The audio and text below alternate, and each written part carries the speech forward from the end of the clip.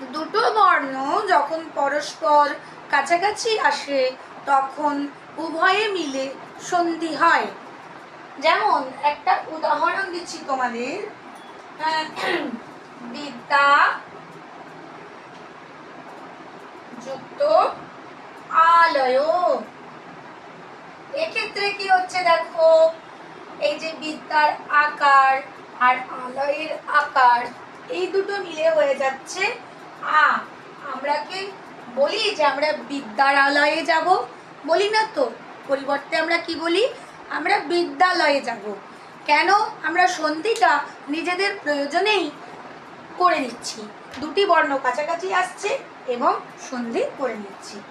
এবার আমরা পড়ব সন্ধির সূত্র। খুব মন দিয়ে শোনো। সন্ধির সূত্র কি? পর সন্নিকর্ষ সংহিতা। পর সন্নিকর্ষ সংহিতা।